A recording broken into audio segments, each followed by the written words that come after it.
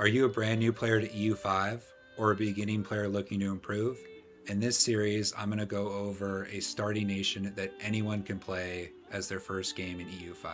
I know EU5 can be a little bit overwhelming, so I'm going to walk you through the first 100 years, what you should do, why you should do it, and how you should think about your nation as you progress from the very beginning of the game. Follow this EU5 guide and we will take a country that starts like this, and we will turn it into a country that looks like this by doing stuff like this. Make a name, like a soldier, I keep on moving forward, always getting closer, I march until it's over. And just like a soldier, I keep on moving forward, always getting closer, I march until it's over. And just like a soldier, I keep on moving forward, always getting closer, march until it's over. And just like a soldier, I keep on moving forward, always getting closer, march until it's over. To get started, let's select our nation. We are going to play as the Crown of Castile. Castile is probably the best starting country for beginners. It has a very easy start. Its main advantage is that in its neighborhood of countries, it is the strongest country. If we zoom out on the map for a second, we can see that this is us. We are stronger than Portugal, stronger than Aragon, stronger than Morocco, and stronger than Granada. And we're stronger than Navarra. The only country that is stronger than we are is France, and France is caught up in a conflict with England, the 100 Years' War. So we hope that these two bash each other over and over again and leave us alone to consolidate a power base down here in the Iberia Peninsula. The second main thing is that we have two easy expansion routes. We can take Christian land here in Iberia, but we can also go down and take this and North Africa and take Sunni land. This will allow a player to take more land before coalitions form than they could if they just expanded into either Sunni land or Catholic land. The downsides for Castile are that we start off with a really bad capital. The capital of Castile at the start of the game is Valladolid. It's not really a very good place for a capital. Makes sense because this is where the Crown of Castile came from, this area of Spain. But if we look at our control map mode, which is the amount of land in our country that we actually have reasonable control over, it's very small. So one of the things that we are going to do in this walkthrough is we are going to move our capital not once but twice. And because of that, we are not going to really build up Valladolid early game because after a while, it's no longer going to be our capital. It is worth noting that we don't need to pay for this capital move because we have a law as Castile which allows us to move our capital when our ruler dies. So when our king dies, we will get an event that will allow us to change our capital, and we are going to change our capital to Sevilla. So this will be our capital for 50 plus years, and then long term, I think the best place for a capital in Iberia is Lisbon. Lisbon has a great port. It has a very long river system that runs straight through Iberia, and these two things will allow us to maintain control over the Iberia Peninsula instead of just having one little area of Iberia. Now that we've gone through why to choose Castile as your starting nation, let's go over the steps that we need to do before we unpause the game. The first is to set our automation. We go over here, automation menu in the top right, and we're only going to select one thing to automate here. And the reason for this is because if you automate everything in the game, then you're not really playing the game, are you? So we are going to make sure that production methods is automated. The second thing that we are going to make sure that is automated are our market trades. If we go over here to economy and into the markets tab, if we look at our 4 markets that we start in, Burgos, Sevilla, Lisboa, and Barcelona. We can see here, automate trade in this market. It is already there by default. So these 4 markets already have their trade automated. This is very important for a new player because we really have 2 markets at the start of the game, which would be a challenging thing for a new player if they actually had to manage the trades. But we are just going to let the AI do this, and they're going to automate trading for us. And that'll be the second main thing that we want to automate. The next thing that we want to automate is our taxation of our estates. If we go to our economy and go back to the balance tab, we get to tax our nobles. These are the aristocracy of our land, the clergy, the burghers, those are merchants, and the commoners. So we're going to automate that so that we tax them enough so that they stay loyal, but not too much so that they are unloyal. So no tax for the clergy because we're Catholic, we can't tax them, but it's going to automate our taxation for the other 3 estates. So those are the only 3 automations that you need to get started with EU5. Now we're going to go over a set of things that we need to do before we unstart. Let's close that. We don't need to worry about that. Quickly, let's go through and give our children education. For this, I like to do admin focus for our heir, if he's a boy. And for all the other boys, I like to give them Diplo, more on that later. And for the girls, all of them admin focus. So this is not our heir. He is our oldest, but he's a bastard because our guy likes to get around. He is going to be Diplo. And then we can click in here and click to all of the other children and do them all at the same time. Also a bastard. What did I say? This guy, also a bastard.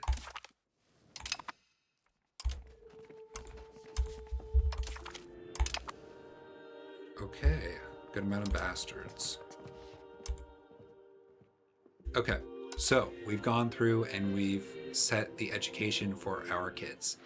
The next thing that we want to do is deal with our diplomats. So we want to consolidate Iberia, but we don't want the stronger powers in the north to be upset about us conquering. So we start the game with 5 diplomats. What I'm going to do is I'm going to go to Aragon, and I'm going to improve opinion with him. Same thing with France. And lastly, with England. Now, most likely, Aragon won't like us, but that's okay. We're still going to improve opinions with them. I wanted to go over diplomats at the start because this is something that's very important for your game going forward. We had 5 diplomats at the start, and that's our maximum if we have our diplomatic spending all the way up. So, when you are not at your limit for diplomats, I like to raise the spending all the way. This will gradually take us to 5 diplomats. When that happens, bring your spending all the way down. Those 5 diplomats will stay with you, even if it says minus 0.5 or minus 0.05, and you will spend a lot less money going towards diplomats. The reason for that is that there are some benefits, even if you have max diplomats, to have your spending up, but we are too early in the game to even see that. So basically, if you don't lower this slider when you get your diplomats back up, you're just throwing money away. And you don't want to do that because that's 22 ducats. So when you get up to 5 diplomats, lower this slider right away. The next thing that I'm going to go over are our rivals. We are already rivaled with the Sultanate of Morocco. We want to add Portugal to that list because we will do our first war against Portugal. We want everyone to know we don't like Portugal. We can also potentially rival Navarra, but I've learned from a few playthroughs of Castile that that will increase the likelihood that Portugal and Navarra ally. And while that is a doable war for most players, for a brand new player, it's easier just to face Portugal one-on-one. So just one extra rival right now to Portugal so that we're rivaled with them and with Morocco. Next, we are going to go into our research tab. This is kind of a brand new system for EU5. We have a tech tree, As you can see, we are in the first age, the age of traditions, and we have most of this tech tree filled out. In fact, we are going to get into the age of Renaissance in just a few years. So I'm going to try to go through the tech tree, what you want to choose, why you want to choose it. But if you're a brand new player, a lot of this might be a little over your head. So you can always just copy what I do. So let's get to it. We only have one tech that we can start with because we're not Eastern. We can't do meritocracy. So we're going to choose it. Next, we want to choose monthly diplomats. This, in a way, is free money because it'll make our diplomats go up faster, which means we have to spend money on them less. Institution growth, very important, but we probably don't need that, so we can go for this first. Next, diplomatic capacity, also very important. And then we also have max literacy here. Literacy is something that's very important throughout the game because the literacy will determine how fast you can tech. So it's normally pretty good idea if you have no idea what to go for to get literacy techs because you're basically improving your research speed by getting that tech, which will allow you to get more techs in the future. So max literacy, always good. Diplomatic capacity, something that we are going to need. And then we are going to go down here to stability investment. We're going to go over stability before we unpause. It's very important. But again, this is free money in a way. And then lastly, we're going to go down here to maximum RGO size in rural. So these are 9 techs that are very good. And even when we unlock the Age of Renaissance, we want to make sure that we take all these 9 techs. We get a little bit of a tech bonus if we research a tech from a prior age. And stability investment, very good. Maximum RGO size in rural, also very good. So it's good to pick up all these 9 techs before you go on and start your Age of Renaissance techs. So that's a good starter for research. Next, let's go over our cabinet advisors. If you click in here to our government and go over to cabinet, we have 2 different cabinet positions. These are people in our court that we can use to target a specific issue in our country that we need to improve on. So when you're looking for what cabinet action to assign these people to, there's a couple things that are most important and then things that you can kind of do if you don't have anything else for them to do. So starting off, the first and most important thing for your cabinet is if you go down here to integration, these are the integrated lands of the Crown of Castile. It makes sense. This is the start of the game. We haven't conquered any new land, so everything that we own is green. It is integrated land. It's either a core rural settlement or a core town or a core city. So if you conquer new land and you do not give it to a vassal, then you need to have a cabinet member integrated into the country. So that is the most important thing for your cabinet members to do. The second most important thing is to remove devastation. So if we go back here, even before we appoint someone, we can go down, and if we had any devastation in our country, we can use the recovery effort. This is something that could only take a few months if we just have a bad event and we get devastation. It's not something that will happen a lot if your lands aren't getting sieged down in wars, which ideally they aren't. But it can actually go a long way to remove that devastation so that you can keep your prosperity up, because prosperity will help your economy. So if you get any devastation in your lands, use one of your advisors to remove it for a few months. You'll get a note saying that the work there is done, and then you can go on and let your cabinet advisor do something else. At the beginning of the game, we are going to want to get a lot of stability, so we are going to send one of our people to go invest in stability to make it rise a little bit quicker.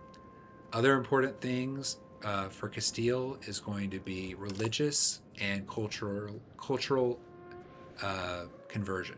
So if we look at religion, we are mostly Catholic, but we still have some Sunnis and Jews around, so we are going to want to get rid of them. And when we go to our culture, we have our accepted Castilian culture, but we also have these other cultures, Austro-Leonese, Galician, Basque, and we ideally want everyone to be Castilian. So it's more important to figure out religion before culture. So when I go here, I'm going to appoint cabinet members. Our first guy is going to, oh, this guy's nice. We're going to choose him because of the high mill score. And he is going to go through and work on our stability. And then for our second person, also high military, we're going to let this guy go through and convert to Catholicism around our capital, because this is the most important area of our country. So if we do get a bad event that gives us devastation, pull this guy off and have him go remove the devastation. In my playthrough, I got a really bad devastation event for Sevilla. Let him work 3 or 4 months, remove it, and then have him go back to doing what we want him to do. We want to religiously convert and culturally convert our entire realm, ideally. So that's it for the cabinet.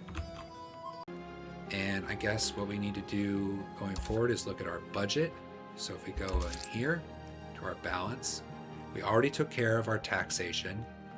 We're going to mint enough coins so that we get money, but we don't get any inflation. So I'm going to click this plus sign. It's minus 0.04, 3, 2, 1, 0. Inflation, go down 1. There we go. We've set our minting. This might change a little bit depending on how good our economy runs, but we've done all of our income to start the game. Now for expenses, I recommend that we pay to raise our legitimacy up to 100. If you look at the top, we currently are at 76. We can get a little more benefit by raising it up to 100. So we're going to go to cost of court, raise it all the way up to max.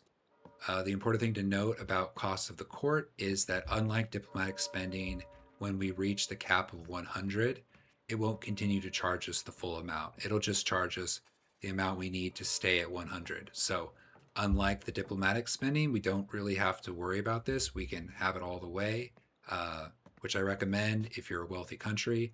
If you're playing a penny pitching backwater, then maybe you can't do this, but for Castile, it's definitely worth it. Let's get our legitimacy up. We have a young king. Go here to army maintenance, lower that all the way down, navy maintenance, fort maintenance. We're not going to go to war anytime soon. We're going to get our first CB on Portugal in September 1339, but right now we're not going to war. We can lower that all the way. We've already gone through diplomatic spending. The last thing, and probably the most important thing here, is stability. We want to raise this all the way up. Think of stability in EU5 as a second form of currency. You have your gold that will allow you to pay for different things, but stability will allow you to change and update your nation in the way that you see fit. So we can improve the structure of our nation by spending our stab.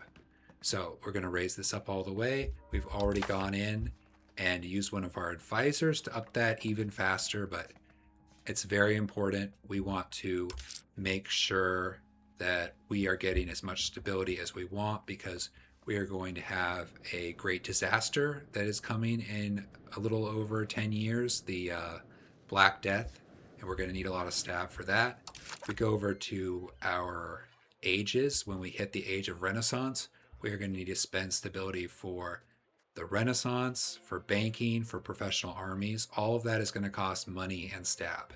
So we need our stability. We need to max that right now. Speaking of which, we are going to spend some right now before we unpause. Go to economy, or go to production, go to buildings. On the employment tab, click in here.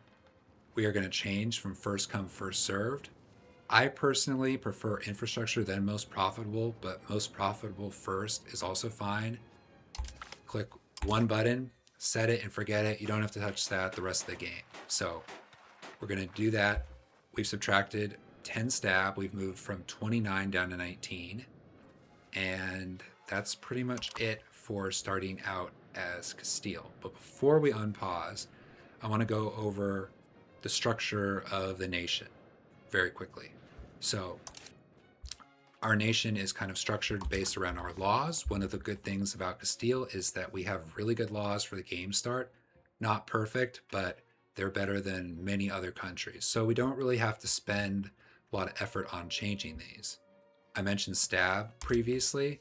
If we go in here and we go to any of these things, we're on religious teachings. If we wanted to change to uneducated masses, that would be 75 stability.